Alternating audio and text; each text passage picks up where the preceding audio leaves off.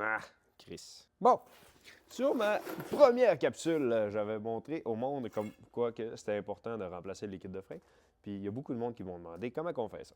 Fait que premièrement, normalement, tu vas enlever tes 4 roues sur ton véhicule. Mais là, vu qu'on a un beau petit pick-up de demoiselle avec des roues de 22 pouces, on est correct. En général, t'aimes ça avoir quelqu'un qui va pomper à pédale si t'as pas l'outil spécialisé. Ah, ça me coule dans la face. Bon, fait que ici, on voit le bleeder. On commence toujours par la roue en avant gauche, ou en tout cas la roue, il y a plusieurs mentalités. Puis moi, je commence toujours avant gauche, avant droite, arrière droite, arrière gauche. C'est le pattern que j'ai toujours fait. Des fois, tu vas avoir besoin d'un scanner pour activer ta pompe ABS. Puis ton scanner va te dire, bon, commence par telle ou telle roue. Puis dans ce cas-là, on prend la hausse la plus proche, on la saigne. Ensuite, on va un petit peu plus loin jusqu'à temps d'avoir fait les 4. On trouve le saigneux, on trouve le bon box. Puis on s'assure, des fois il faut chauffer parce que ça peut arriver que le bleeder casse, on change le galipeur ou on est normal. Donc, on va demander à notre personnage de pomper. Vas-y, pompe. C'est bien important aussi que si on décide de ne pas enlever la roue, du liquide à frein, c'est très dur pour de la peinture. Fait qu'on s'assure d'enlever ça le plus tôt possible. Dans ce cas-là, moi j'ai une hausse qui est à côté, qui est prête. À la seconde qu'il va y avoir du liquide à frein, on va nettoyer. Puis on va s'assurer qu'il n'y en ait plus parce que c'est très dommageable pour la peinture. Bon, si on regarde, clairement que le bleeder est bouché. Bon, si on regarde ici, il y a un petit trou qu'on est capable d'aller déboucher à la main avec une mèche. Bon, on a réussi à venir driller bien tranquillement. Capable de venir voir par le trou que on s'est rendu à la bonne place. On va un peu de brake cleaner.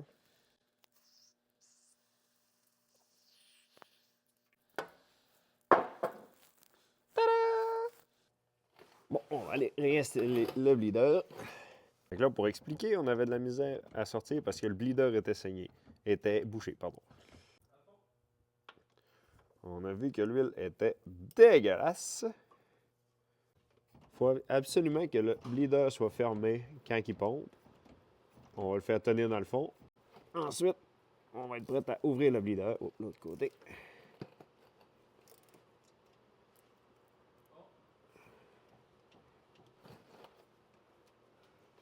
On le laisse dans le fond, puis on referme le bleeder. Après ça, il peut relâcher. S'assurer qu'ici, il ne manque pas de liquide. Et quand tu fais ça pour un flush, tu t'assures d'enlever tout le liquide avant d'en rajouter. Parce que le problème, c'est que ton liquide là-dedans est saturé. Fait que tu le vides, tu le remplis par du nœud, puis là, tu es prêt à saigner. On arrive ici, même à faire l'autre bord. On enlève le petit capuchon. On le garde pour après. OK, on dévisse. Fait que là, on le fait pomper, on dévisse, puis encore une fois...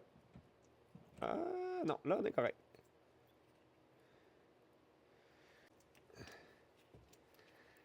Fait que c'est bien important. Vas-y, pompe. Ça va être bien important de s'assurer qu'il n'y ait plus d'air qui sort des lignes, que la pédale soit bien dure, mais qu'on ait terminé, pour s'assurer que tout soit saigné. Dans le cas d'un flush, il faut s'assurer que l'huile sorte claire, transparente.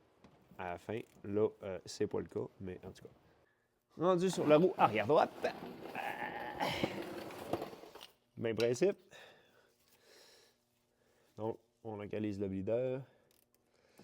On essaie d'y aller avec une clé dans le baisse, puis de ne pas partir d'ici, parce qu'on a plus de chances de casser le bleeder. Fait que, comme ça, on peut le refermer.